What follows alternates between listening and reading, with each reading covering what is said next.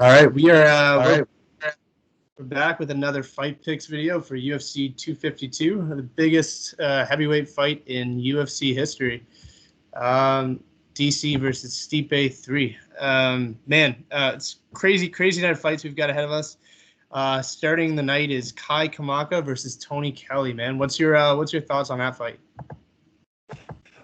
This fight randomly just got dropped on us here, and out of nowhere. And this is probably the fight I dived into the least, but I'm gonna go with Kai Kamaka. I just think he's got the slight edge and experience. I think he's a little bit more of a scrappy striker. I think he can come in here and get the decision. Yeah, I love Kai. I mean, I've talked to Kai before, and he's been ready for this. I saw the video of him getting the call, and man, it's emotional. And Tony Kelley, I don't know a whole lot about him. What I do know is he's 5-1, which not much experience there, and he had a long layoff before his last fight. So yeah, he won, but if you take a long year off before your last fight, it's not as impressive. Kai's been busy. He just fought, I think, in LFA just a few weeks ago. So I'm leaning towards Kai, just based on the fact I know him a little bit better. For all I know, this Tony guy could be an absolute killer, but I haven't discovered that yet. And then the heavyweights, Chris Daukaus, older brother of what's his name, Kyle Daukaus, who fought Brendan Allen a few weeks ago. Man, your thoughts on this one? He's fighting Parker Porter, who fought John Jones before John Jones became John Jones. Unreal. Yeah, Parker Porter's got some crazy experience. He's fought John Jones, Gabriel Gonzaga. He's got 4 knockout wins and 4 submission wins. I think Parker Porter would have the advantage if this fight does go to the ground, but I don't think this fight leaves the first round. Chris Daukaus is Philly tough, man. He's a police officer. This guy just gets in there, and I think he has the advantage if there's a clinch or anything that goes up against the cage. I think he's also more of the true heavyweight, with Parker Porter having fought at 205 prior to this in his career. And I'm going to go with Chris Daukaus, and I think this fight's going to end early. Yeah, I think I agree with you on the fact that it's going to end early. I'm hoping it's Chris Daukaus. I think that's the way I'm leaning. I didn't know he was a police officer, because if he was a cop, I'd probably go for Porter. I don't like cops very much. But Chris Daukaus, for me, I think has an edge. He's got the better record, but he hasn't fought to the level of guys that Parker has, like we mentioned, John Jones and Gabriel Gonzaga. But I don't see this going long enough for it to really matter, for experience to really matter. Then we've got Livia. Yeah, another thing I want. Oh, sorry. I just thought of something.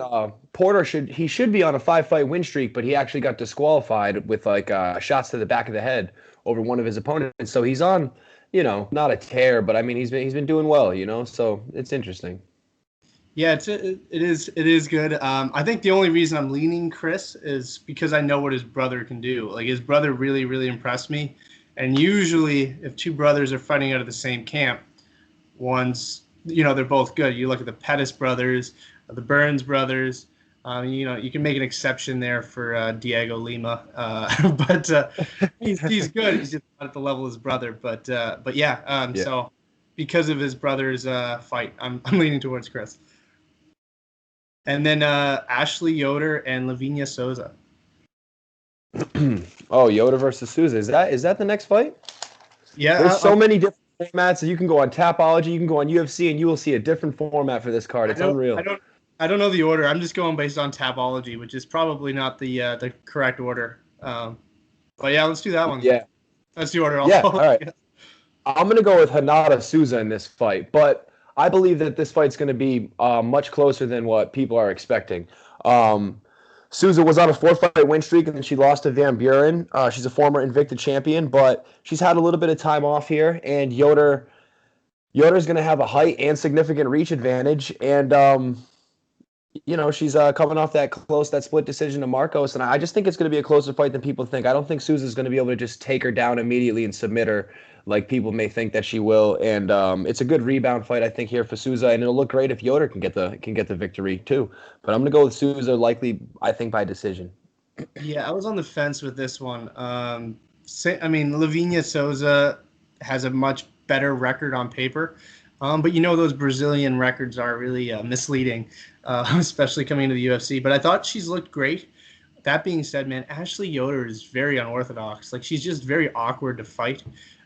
She's long. She's interesting. She's never been finished either in the UFC.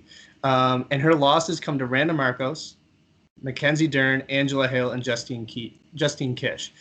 So, like, and Justine Kish was in her debut. So, really, like, you look at that, and it doesn't even sound that bad. All four of those girls are high level, Dern and Hill especially. So, I just think based on level of opposition she's fought, I'm leaning towards her there.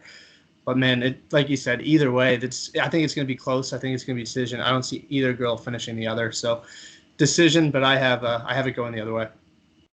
Nice. I like it. And then my, I hate it when two guys that I've interviewed fight. But we got TJ Brown, Danny Chavez. I tried to read their mind. I tried to see what they were thinking, tried to dive in and see how confident they both were, but didn't get me anywhere. They both seemed pretty confident going into this one. What's your thoughts? Yeah, man, you get a chance to look them in the eyes and really test the waters with these fighters. That's crazy. I love that. But all right, man, this one's tough here. This was a tough fight, but I'm gonna go with Danny Chavez here. He's got 3 wins in a row. He's significantly improved because he had his wins before that were all by decision, and now he's finishing people. He's fought 5 rounds twice. I think he's the better striker. And TJ Brown, we always have a question here about cardio.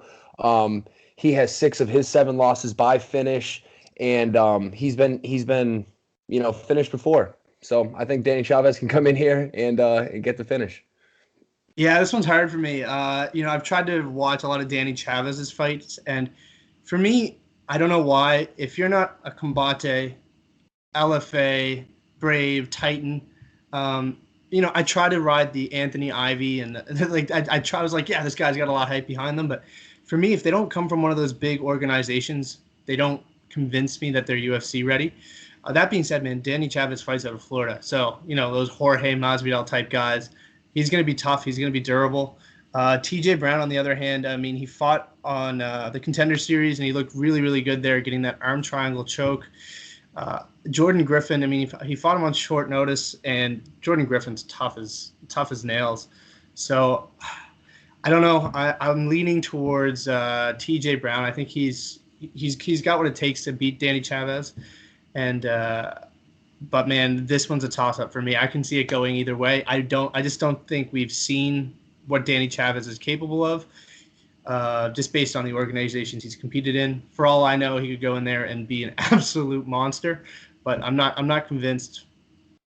I got to be honest with you. This fight's such a toss-up. We did a picks video last night with Bloody Canvas, and I have TJ Brown circled, but I think I switched my pick when we were talking to Chavez, so I wanted to be honest right now and still go with the pick I chose last night. But I think I may have said in the video I took TJ Brown because I have his name circled. But that's how back and forth this fight is, and that's how torn I was, because Brown with the experience factor, Chavez with the he could come in here like when Rodriguez took on Tim Means and just light him up. I don't know, so it's going to be a close, good fight.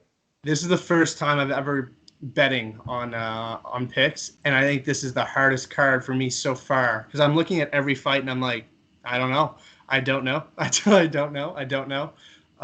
So we'll see how it goes. I mean, I bet $20-something, so I'm likely going to lose some. But I know the 1 week I actually gamble is the week I'm going to go like 0-12. You've done so well. I know I'm on a tear right now, but watch it all fall apart the second there's money on the line. Yeah. And then we've got Felice Herrig, coming back after a long layoff. I watched her weigh in, and I thought a lot of it. The way it was going to lean was going to be depending on how she looked after a long layoff. And I mean, Felice Herrig always looks in shape. She looks ready. So that didn't convince me much. and Virna Jandiroba, I think she's elite. She didn't get to showcase much in the UFC. She came in and fought. Was it Carla Esparza on her debut? Yeah, it was. So I mean, you fight a girl like Carla in your debut. I mean, it's a tough out for anybody. And she's 15-1, so very, very impressive record. She was very, very, very, very good in Invicta. I'm leaning her way. What do you have?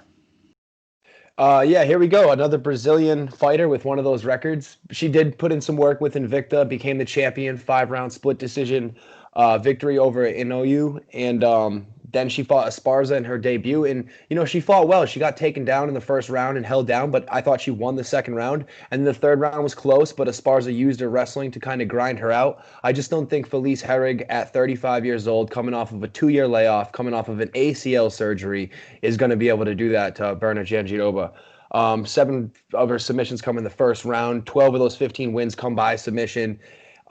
She's unstoppable. She calls herself self-proclaimed female Damian Maia, and she really is that. So, I mean, and her striking sneaky. She landed a couple right hooks on Esparza. She'll throw some body kicks. She'll switch it up. I mean, she's not going to land a lightning fast overhand, and like you said, Felice Herrig, what she does well is she's a good kickboxer and she has good physical attributes. She's strong, and like you said, you're not impressed too much to see her looking that way because she always does. So, I just think she would have had she's going to really have to avoid getting taken down or swept or brought to the ground to win this fight. So I'm going Jandiroba by submission.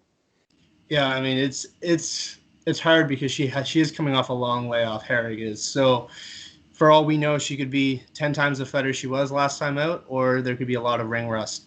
And those questions are like in the back of my mind when I'm making that pick, and that's why I'm leading Jandiroba. If Felice Herrig had just fought and looked super impressive, I might have a different answer. But it's hard to root for someone or be behind someone when they're coming off a long layoff. I felt the same sort of thing with Dominic when he fought Henry. I was like, there's so many questions. So yeah, I'm leaning Virna for that reason. And then Jim Miller and Vinc Pichel. Your thoughts on that one? This could be a fight of the night. This could sneak in there. Like, I mean, you wouldn't think it with Jim Miller now, fight of the night, but last time he fought against Hot Sauce, Scott Holtzman, he got fight of the night. I mean, that was 2 fights ago. And then after that, what does he do? He comes in and submits Roosevelt Roberts. Before that, he submits Clay Guida. And I mean, I pick against Jim Miller. He submits Clay Guida. I think Roosevelt Roberts is going to be able to outstrike him. He submits him. I'm not picking against Jim Miller this time. Vinc Pichel's a year older. He takes these 3-year layoffs and a lot of time out of the octagon. He's only got a 12-2 record.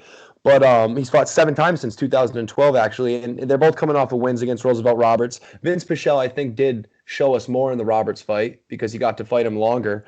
But it was impressive, Sparta, New Jersey, the A10 Warthog. There's something in the water with these guys, with him and Frankie Edgar. I just don't count them out no matter how old they are. I'm going with Jim Miller. Yeah, I'm going the same way, man. I'm tired of counting him out. I thought Roosevelt Roberts was going to piece him apart. He hung on to him like a sloth, submitted him. And, I mean, Vinc Pichel looks great. I mean, his only loss was to Gregor Gillespie, which, I mean, Gregor Gillespie beats everybody not named Kevin Lee. So it's hard. It's a hard one for me, but Jim Miller, I'm just tired of counting the guy out. I know he's been around for forever, but you can't root against the guy. I feel like he's got more skills, more tools. He's got the most fights in UFC history. The experience is there. He's seen it all. I'm going to make a suggestion. If Jim Miller ever watches this, you got to change your name to the Tick. I mean, the backstory would be incredible. He fights, he holds on to guys like a Tick. Man, I think it would be an unbelievable nickname. Way better than A10. I don't even know what A10 comes from, but man, the Tick. That was incredible. That is incredible. I hope he does. You could tweet that, tell him that. I hope he sees this. The Tick. That's great. And yeah, his nickname he gave to himself. So you can't really do that, Jim. And you did. Because he didn't have one, so he just gave himself one. But the Tick, and ever since he's kicked the Lyme disease, I said this earlier in the week, I feel like the Lyme disease made his body dormant for a few years, kind of like hibernated him, and then when he became free of it, he became the monster Jim Miller again. Because he's been doing great ever since. He's unbelievable, man. I'm never gonna count him out unless he's fighting a guy in the top 15. I don't think he's top 15 material, but against anybody else, Jim Miller's. I'm always gonna write Jim Miller's down. Jim Miller's name down. He's unbelievable. And that closes out the prelims. And then we're gonna jump right into the main card. This one for me was the hardest one to pick. I just went with my gut here. John Dodson and Merab Dvalishvili. I probably butchered that, but who do you got? I got John Dodson here. This was one of the toughest fights to pick. I had John Dodson over Nathaniel Wood, and a lot of people were siding with Wood, but I just really like Dodson. I'll tell you what, John Dodson can't go into this fight, and I'm not, anyone to critique his skills, but he can't fight the way he did against Jimmy Rivera. He needs to be less patient and more confident in his striking and his skills. Merab, if he gets a hold of you and takes you down. I mean, if he gets a hold of you, he's going to take you down. But the thing is, can he get a hold of John Dodson? And will he be able to keep John Dodson down once he does get a hold of him? In his last fight against Gustavo Lopez, I thought Lopez did fairly well getting to his feet. It was kind of like the Abel Trujillo Khabib fight, where if you take your opponent down 20 times, that means they stood up 20 times. And Merab always starts to look a bit gassed. And I know he's known for his great cardio, but the third round comes and he just gives so much that he starts to gas. And John Dodson's not really going to do that. He stays consistent. I think experience plays a huge factor here. And Serra-Longo, that's a good camp, though. I mean, Merab's going to have a good corner. They're going to know what to tell him if this goes into the further rounds, into the second and third, and I think it will. But more experience here. I'm going with John Dodson. Yeah, I'm leaning the same way. It's funny because I think most of the bloody canvas crew are. I wasn't on the video, but I just think most people are probably leaning towards Merab. But man, I mean, John Dodson. I mean, you look at his resume: Pedro Munoz, Eddie Wineland, Nathaniel Wood. His losses are to Piotr Jan, Jimmy Rivera, Marlon Moraes. Come on, he's just fought higher level competition. And Merab, for me, he looks good. He looks dominant. But, I mean, I think John Dodson would dominate Casey Kenny and Gustavo Lopez as well. And just based on level of competition, John Dodson's fought the who's who for so long. I don't think there's anything Merab's going to throw at him that he hasn't seen before, unless it's a spinning back fist like he did to Rafian Stotts. But, I just think John Dodson has the experience advantage. He's fought higher level competition. So I'm going John. I think John Dodson's got this. And it's going decision. I don't think either one of them is capable of putting the other one away. John Dodson's power seems to have diminished since he moved to Bantamweight. I mean, you didn't see it last fight, but for the most part, it hasn't really been there. So I'm leaning John Dodson decision. And then, the return of Daniel Pineda. He's the UFC fighter whose last name is closest to mine. So I want to root for him, but he's fighting a very, very dangerous Herbert Burns, who did miss weight. Yeah, he did. He did miss weight, and he did look a little down on the scale. With that being said, I made this pick before I saw that, and I think even still I would stay with Herbert Burns here. I think he's a professional, and I think he's cut weight so many times. He knows exactly how to get his body back up into the best form it needs to be to fight tomorrow night. But Daniel Pineda, I mean, he is a savage. This guy, it's his second stint with the UFC. I went back and watched his first stint with the UFC. Even in loss, this guy throws down 26 wins, all 26 by finish. He's got 18 submission wins and 8 KO and TKOs. But he's got 6 losses by submission. One of those is to Johnny Bedford, who now fights in the BKFC, I believe, and 2 of them are to Kelley. The other 3 are to people I don't know, which isn't good. So if those 6 people can submit Daniel Pineda, I don't care at what point in his career it was, so that means Herbert Burns can do it. So therefore, I stay leaning towards Herbert Burns, but this is by far the best person he's fought in his career. Pineda beat the guy that beat Burns, and Burns is, he beat Evan Dunham. Dunham's a little old now, and he beat Nate Landwehr, which was a great win with the flying knee, with the strike. So I'm gonna go with Herbert Burns. Yeah, I'm leaning the same way. I mean, Herbert Burns is very dangerous, and like I said earlier with Chris Daukaus, I mean, if your brother is a high-level MMA fighter, there's a good chance you are as well. That being said, man, Daniel Pineda, like you said, it's his second stint, but he hasn't been fighting for local promotions. He's been fighting for Bellator and PFL, so he's been staying busy, and the guy's got 30-something odd fights, so he's very, very experienced, and like you said, man, he's the biggest test of Herbert Burns' career. I just think Herbert Burns has more skills. He's dangerous on the mat, and he's got knockout power, and I think he's got what it takes to finish him. I'm going to go rear naked choke, second round.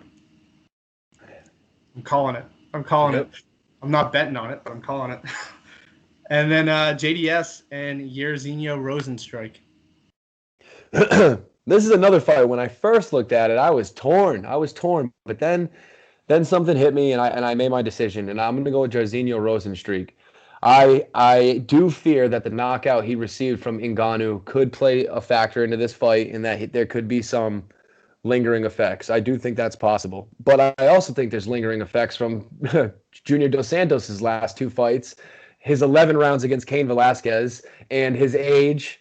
And I don't know where his chin's at right now. I love and trust his boxing so much. I picked him to knock out Curtis Blades, and he got knocked out. So I'm going to go with Rozenstruik here. He's got power going backwards and forward. I think he's a better kickboxer. He has better kicks. I think JDS knows that if he wants to wrestle and take him down, that is a way to beat him, but I don't think his pride will let him do that. Therefore, that makes it a striking bout, and I think Jairzinho wins that. He's got 76 kickboxing fights. He didn't lose many of them, and he's a savage, man. I think just there's always a bigger fish, they say, and I think Francis Ngannou is just that fish. You know, he came out and just, you know, you saw what happened. But I'm gonna go with Jairzinho Rozenstruik, and I think he gets the TKO. Yeah, this one's difficult for me because I thought that exact same thing. I was like, this guy's dangerous. He's got elite kickboxing, and he fought Overeem. And I know Overeem's probably a much better striker than JDS, but he didn't. I mean, obviously he got that late knockout, but he wasn't winning that fight. So if the last fight that, in my opinion, he genuinely won convincingly was against Andrei Arlovsky, Alan Crowder, Junior Albini. JDS beats all 3 of those guys. So it's a hard pick for me because, like you said, man, he's got knockout power. He can do it. He can put away JDS. That being said, if JDS can avoid those hard strikes and he can stay at range, I think JDS has what it takes. I think he's just got better wrestling, better submissions. So JDS, I think, is just better overall.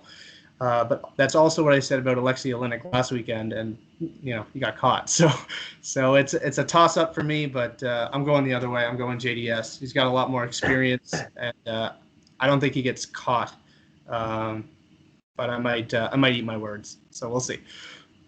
I love this pick. I love the JDS pick, and I love the Ashley Yoder pick. And I must say, with this fight, Sergio, I think what it comes down to is it's a safe picking either of these guys because it's about you got to think about how you think the get fought. If they come out like Ngannou and Rozenstruik came out against each other, I think you would even agree that Rozenstruik might get the best of that chaotic, quick exchange. But like you said, if it goes into any further or more of a mixed martial arts fight, I mean, Junior Dos Santos, he wins all those fights, beats all his opponents.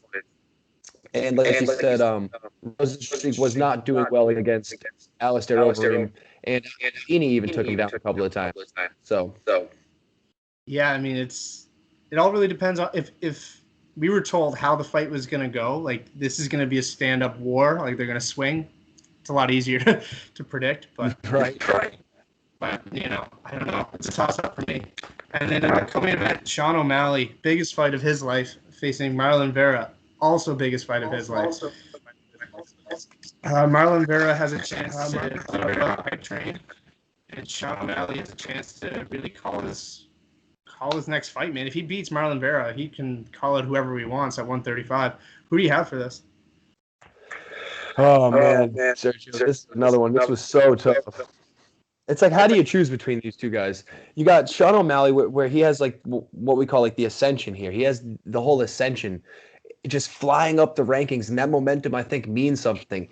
He also has the skills. Like he said, the reason why this is all happening for him is because he's knocking people out in the first round. And he's fought round 2. You've seen him go distance and fight Harry Ware, who's a good fighter. O'Malley's extremely elusive. He has very good movement. He sets traps. He deceives.